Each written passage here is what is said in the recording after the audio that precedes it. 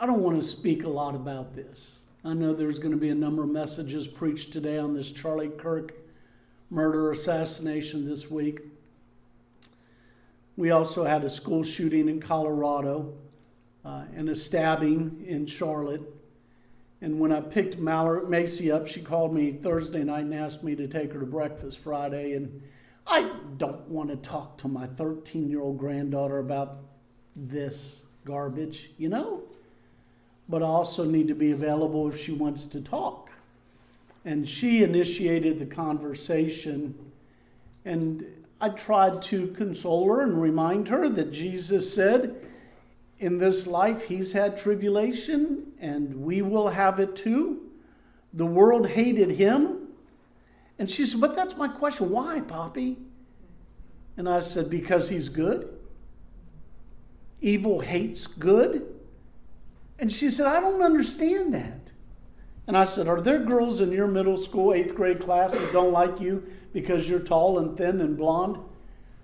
Poppy, I don't get that. And I said, some people are going to be jealous because you're pretty.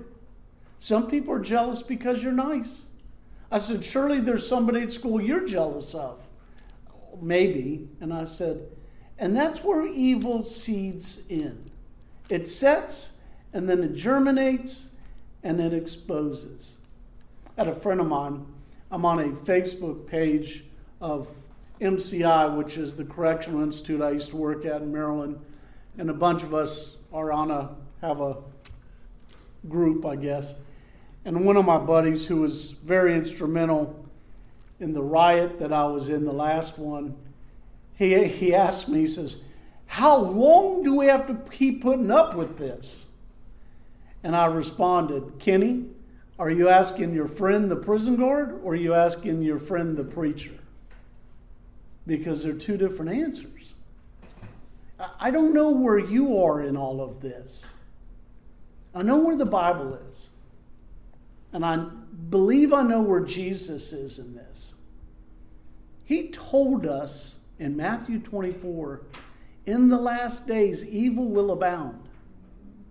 And then he went on to tell us, and we just got done studying Revelation on Wednesday nights, about the frequency of earthquakes and the frequency of all these events, natural disasters that will start happening. There were like 3 earthquakes in South Carolina 2 weeks ago. They were smaller, 2 to 3 on the Richter scale. This one Friday on the peninsula of Russia, which is on the side where Alaska and then California and that whole west coast is, that was like an 8.3. Is that what we saw? So, that was big.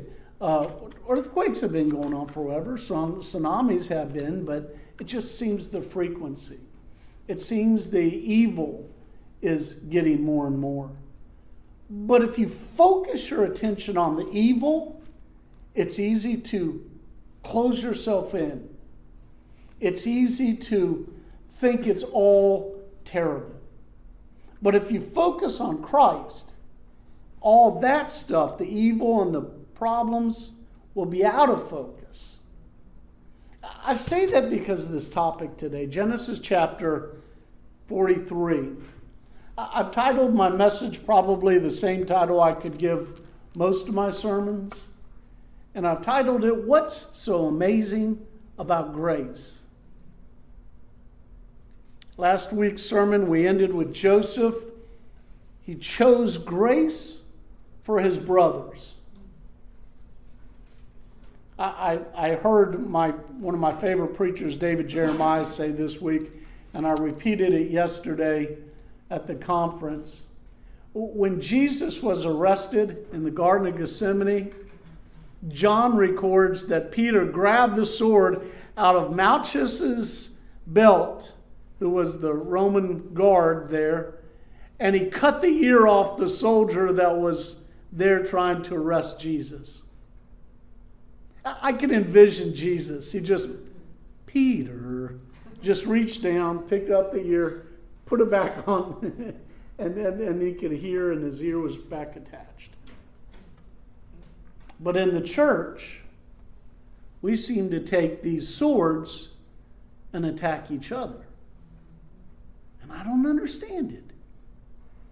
We're supposed to be the ones that love and forgive and show mercy and grace.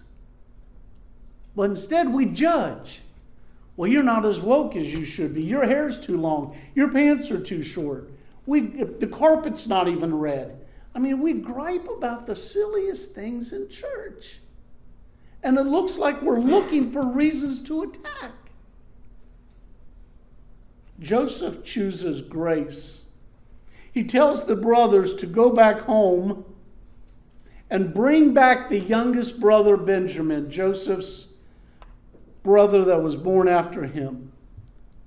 Joseph and Benjamin are the only two true siblings. The others are stepbrothers. Joseph, as the governor, if you will, of Egypt, said, I'm going to keep Simeon back. I'm going to put him in the same prison I was in for years. And that's the good faith that you will return. Because without that security, you're not going to come back. Genesis 43 is all about pursuit. I love those kind of videos. If it's a car chase, or if it's a leopard trying to chase another animal, right? Or even if it's a cop trying to track down a criminal. I like pursuits. And this story in 43 of Genesis is all about pursuit. It's God pursuing the brothers of Joseph. Joseph had moved deeply in this idea of bringing his forgiveness out, and that's because God had been pursuing Joseph through grace. Nowhere is it more evident in the Bible, I believe, than in this chapter. Joseph's response is the one that we get the clearest grace example, I believe, in the Old Testament. And then we also see how grace can affect our own lives. So this morning I want to answer with two answers to one question. What's so amazing about grace? The first answer is, it is forgiveness and the gift of starting over. Look at verses 1 through 3 of chapter 43. Now the famine was severe in the land, and it came to pass, when they had eaten up the grain which they had brought from Egypt, that their father had said to them, Go back, buy us a little food. But Judah, underline, highlight, circle. But Judah spoke to him, saying, The man solemnly warned us, saying, You shall not see my face unless your brother is with you. We see this new chapter opening in this story of Joseph and his brothers. God's prepared Joseph's heart with an extension of grace to be given to these brothers as he's waiting in Egypt for his brother's return and to bring back the littlest brother, Benjamin. According to verse 2, Jacob and the family had finished eating all the grain that they had purchased earlier from Egypt. Dad, the father, speaks to the oldest, Judah. Reuben's the oldest. Judah is the one that he speaks to. And he explains about the requirement of Benjamin.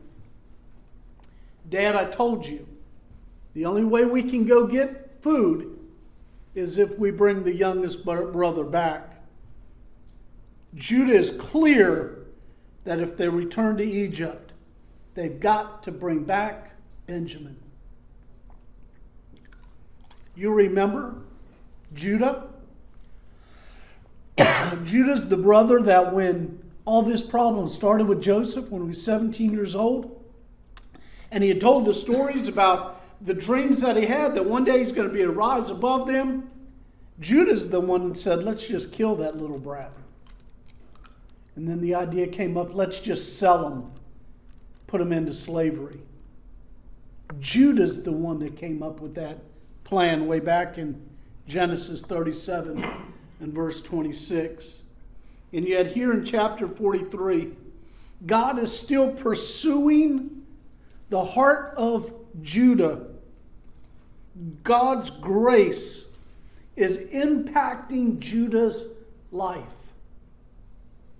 He was acting more like the lion that his tribe would be called. How many of you remember that Jesus came from the lineage of the Lion of the tribe of Judah? And Judah's the one that wanted to sell Joseph. And God's like, we got to change this guy's heart so that when that lineage comes down, the Messiah will be born through him. Seems appropriate that Judah would be the one to initiate this journey. He's the one that's got to change the most. Sometimes it's that person who has been forgiven the most that chooses and needs to lead into grace. Let me ask you a question. Are you like Judah?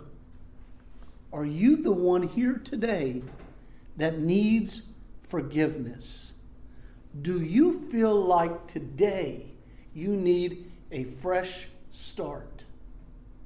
I wonder, as a dad, how many nights Jacob stayed up at night when the boys went to buy grain, wondering, will Judah return? Will the sons come back? And yet Jacob didn't know that hope was rising with each moment.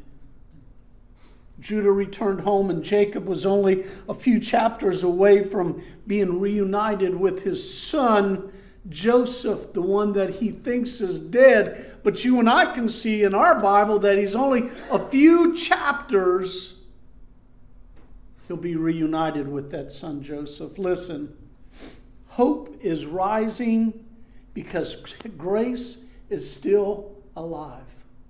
Hope is rising because grace is still alive. Anybody watch the news or social media in the last couple days? Did you see what's happening in Australia and England and all over the world? There are parades, what else would you call it? People marching in the streets for Charlie Kirk's death. As an encouraging, we need to change our world and the hate.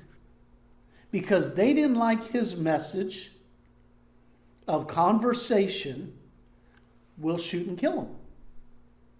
But the whole world is saying, stop. You're allowed to have your own opinion. And if I don't like it, I can walk away or I can refute it. But I don't have the ability, ability is not the word. The right, the desire, the what? Right? Yeah. We don't have that. To point a rifle at someone or a knife and stab them like in Charlotte. We don't have that. That's not ours. Genesis chapter 9 and verse 6. Before the flood, God says, I created the humanity. And if a man sheds blood, another man has a right to shed that blood. To get rid of that evil out of the earth. It's the first sign for the death penalty right there in Genesis chapter 9, verse 6.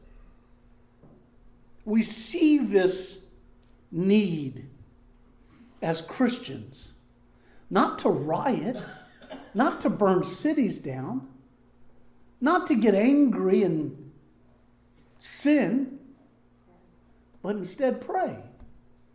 Instead, like Bebo said, invite someone to Jesus this week. That's what we're supposed to do. Eventually, that's what I told my prison guard buddy, Kenny. Our job is to show grace. Our job is to love.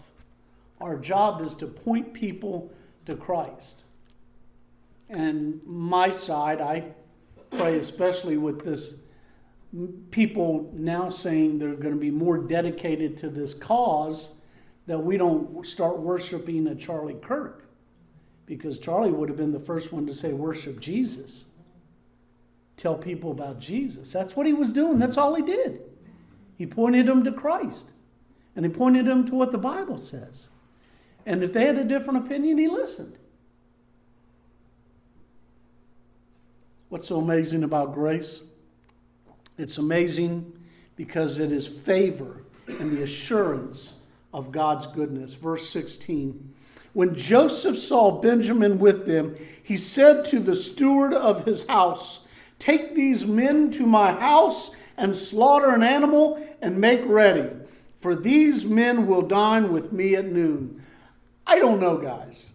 If I came to buy grain and I don't recognize that that's my brother, is just some guy up there that's been kind of a little angry about it, and not only do we get the grain, but the first stop we make after leaving, we find the money that we were supposed to buy the grain with is in our bags. I might be a little paranoid when I come back the next time and he says, "Come to the house, I'm going to slaughter a what?" "Oh, an animal." Well, I don't know. I'm still kind of concerned. Is he there to cut me up too? One of the greatest illustrations of grace is seen here in the way God has worked in Joseph's response to the arrival of his brothers and the youngest brother, Benjamin. Joseph reflects the grace that God has given him by inviting others to his house. I have said plenty of times, if you want to meet me, I'll meet you at a restaurant. I don't drink coffee. I'll meet you for Pepsi. Whatever you want to do, I'd be glad to. But if I invite you to my house, that's precious. That's intimate. That's my sanctuary. And that's exactly what Joseph is doing. He is inviting these brothers to his house. Joseph chose to let all those past hurts, those past pains, he allowed them to lets them go, and he chooses a new chapter in his life. Some people choose to hold on to pain and hurt. And I say the word choice or choose because it is your choice. You choose who you allow to hurt you. You choose to be a victim or a victor. You choose to, Sandy says all the time about our kids, "I didn't raise them that way." And I tell her, my mom didn't raise me to be a preacher either. I should have been a Satanist living in prison by now if I grew up the way my mama raised me. Amen. It's by God's grace, right? I think that's what Jesus does for us. How many times have we sinned against him? How many times have we personally denied him? Maybe not audibly like Peter. We could be in the workplace, we can be in the neighborhood. People are cussing, carrying on, or talking about things that are contrary to the Word of God. And we choose to keep silent. That's denying. How many times does somebody accuse you in front of Jesus? "I remember when so-and-so did this down on earth." And you know how Jesus responds? "In my Father's house are many mansions. If it were not so, I would have told you. I go to prepare a place for you. And if I go to prepare a place to you, I will come back and receive you unto myself, that where I am, you may be also." John 14:6. In spite of all those things we've done to Christ, he chooses to prepare a house for us in heaven. But not like me and you. When somebody offends us, you take that sword and just chop their ear off. In the church, out of the church. In the family, out of the family. Right? Not Jesus. He chooses forgiveness. He chooses grace. You choose to remember your hurt and pain. You choose not to let it go. Jesus says, nope, fresh start. As these brothers are entering into the house, I want to show you some things that are in the house. I want to show you what grace looks like inside the house. First thing I see in the first part of verse 18, there's no fear in the house. Look at verse 18 of Genesis 43. Now the men were afraid because they brought into Joseph's house. They were afraid because the money was still in their sacks when they took grain back home to Dad. They were afraid. They thought they were being set up. But notice verse 23. The house steward comforted them, and he said, "Peace be with you. Do not be afraid." You see, grace drives fear away. In Jesus' house, there is no fear. And then we read that God and your God and the God of your father has given you treasure in your sacks. I had your money. In Joseph's house, I want you to see that God always gets the glory. Then we see here that there's freedom in the house. The second or the third part of verse 23, we see, then he brought Simeon out to them. No longer is he in bondage, and no longer is he incarcerated. He's brought out into the freedom. These brothers don't know what to expect when they go to the house of this governor. They don't know it's the brother. They don't know what to expect. This is a strange occurrence. Not only are they being told that they're going to have this amazing meal, but here's Simeon, the guy that was left as ransom, and he's being brought out. Instead of these brothers being taken for slaves because of what's perceived as stolen money, Simeon's set free. Do you know why? Because that's what grace does. Grace always sets people free. And I will tell you from experience, it starts with you being set free. That anger, that bitterness that you're holding incarcerates you. When you choose grace, when you choose forgiveness, it's not you that's the angry one anymore. It's not you that's the bitter one anymore. You have been set free. And then after you've been set free, because you're willing to forgive even the person that has never even asked for nor acknowledged they did anything wrong, but you choose forgiveness. You choose grace. That person's still over there saying, well, I'm mad at him because he's supposed to be mad at me, but he doesn't act like he's mad at me anymore. That person's incarcerated because they haven't learned to forgive themselves yet. You want to know what else these brothers find in the house? Tears are wiped away in this house. Look at verse 30. When Joseph saw Benjamin, he rushed out to find a place to weep. The brothers come in. Joseph's playing this game. They still don't know who he is. They don't recognize him. He doesn't look the same. He's 20 years older. He's now in a place of prominence in the palace. Last they remember, they throw their brother into a pit. He was sold into slavery. Here's the little brother that's not a 7 or 8 year old anymore. Now he's a grown man.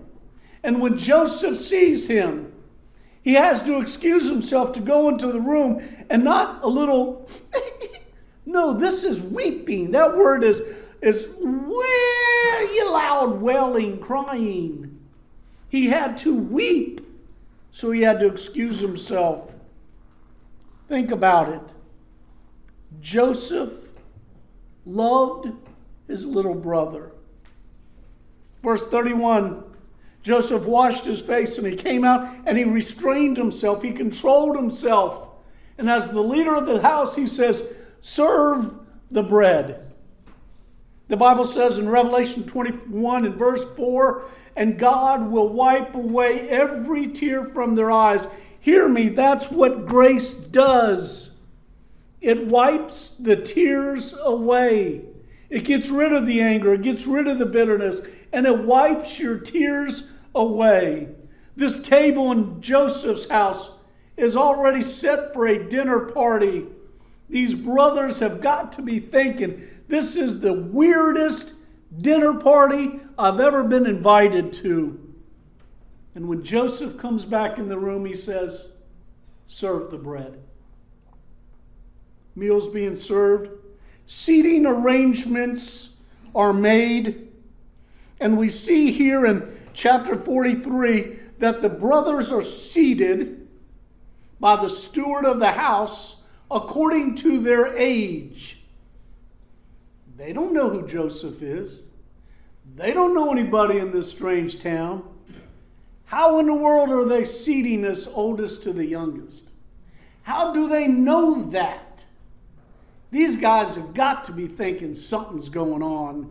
In verse 33, they sat before him, firstborn according to his birthright, and the youngest according to his youth. And the men looked in astonishment at one another. It's obvious that the host of this party, Joseph, knows who these brothers are. He knows when they were born. He knows their birth dates. And he seats them, oldest to the youngest. These brothers are not being treated like foreigners. They're not being treated like enemies. That's what grace does. It seats them as family. People who should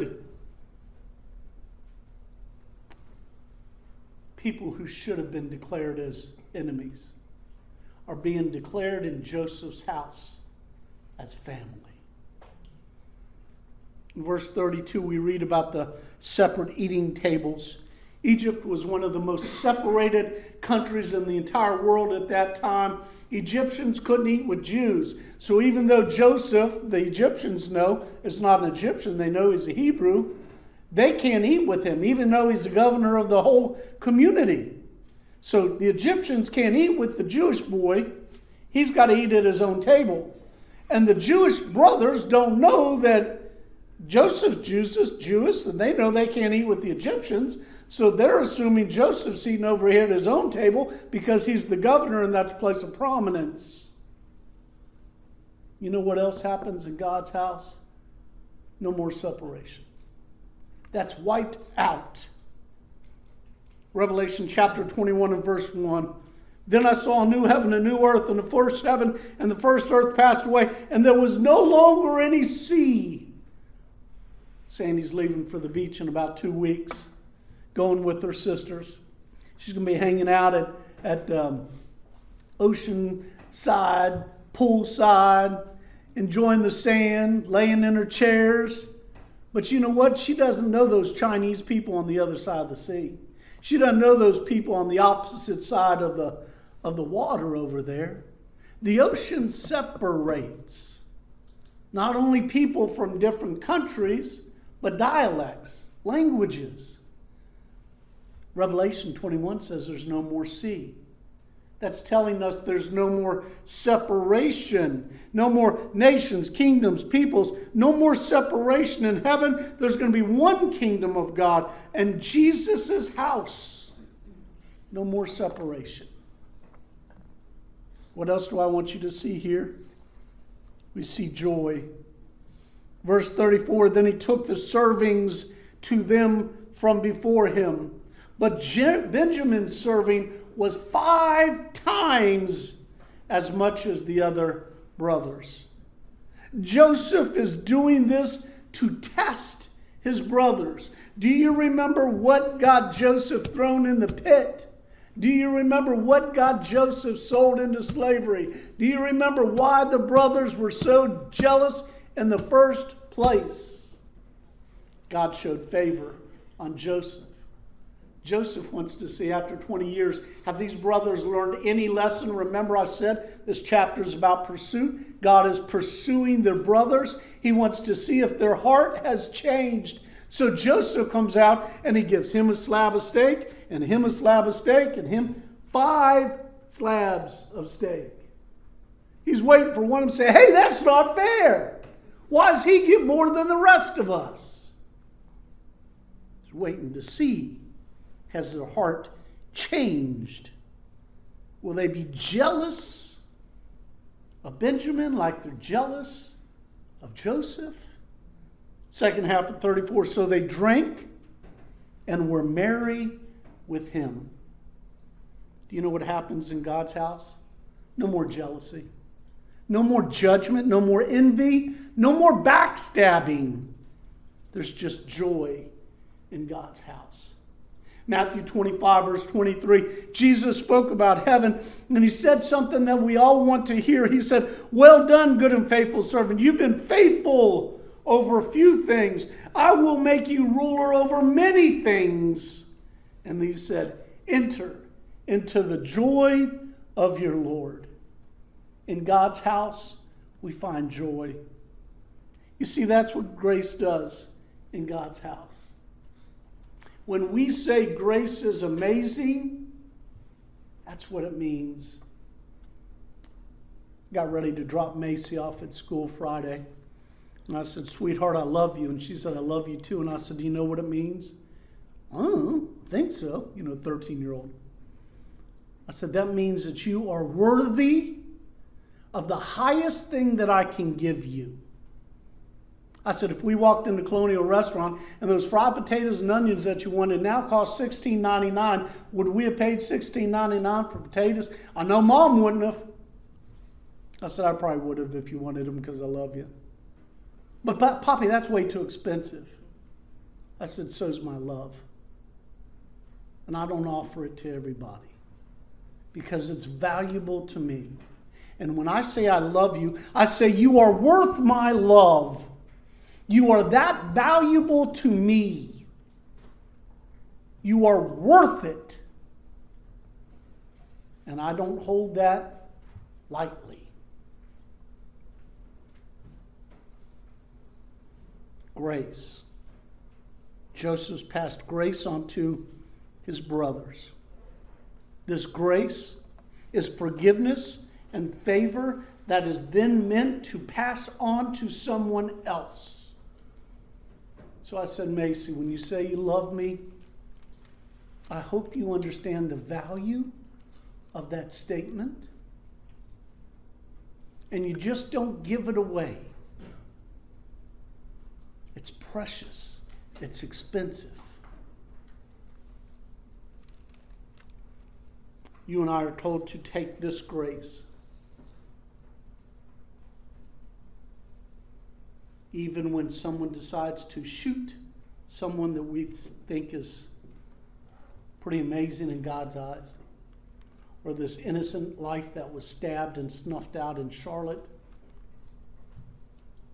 or the 2 kids that were shot in Colorado, or whatever else is going to happen in our world today.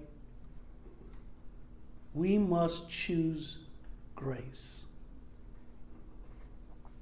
This world is on a fast track to ending. The Bible's clear. Matthew 24. When you see more and more earthquakes happening, when this love of many waxes cold, people start hating for no other reason other than to hate. Well, my dad treated me like a knucklehead as a kid, so I'm going to hate people the rest of my life. When you start seeing more and more and more and more of that, Christ says, I am coming back. This kid, and I'm going to say it, this dumb, ignorant kid, ignorance not knowing, come from a $600,000 house with 6 bedrooms. He had a car like yours, Jacob. He had a 22 Challenger, man. He has life given to him. He had a college scholarship.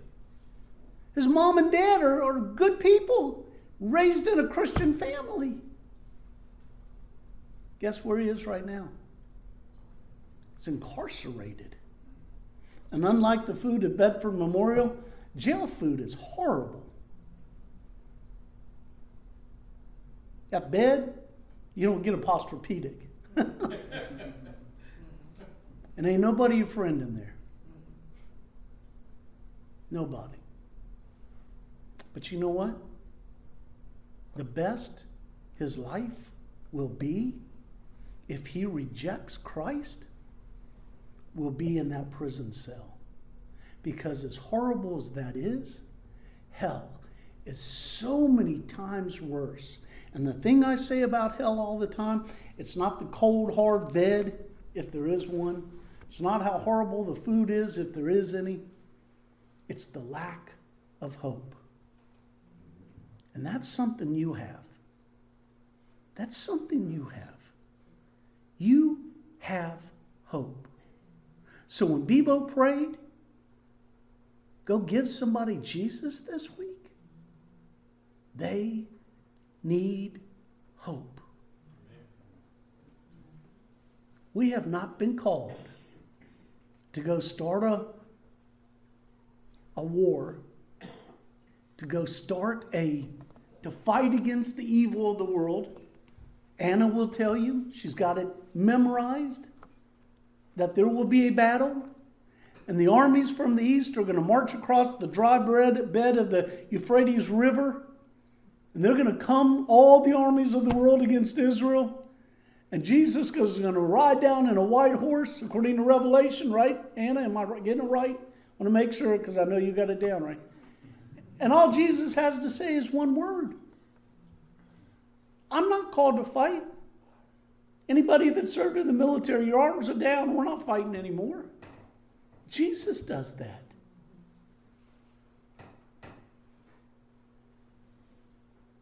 Show people love this week.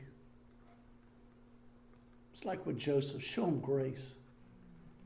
If you have wronged someone, ask for forgiveness. Chances are, if they're in this church and they've heard anything I've said in the last 9 years, I pray they've already forgiven you. But it's nice to say, hey, I might have wronged you. If I did, I'm sorry. And if they never ask you, forgive them anyway. That's what Joseph did. Joseph chose grace.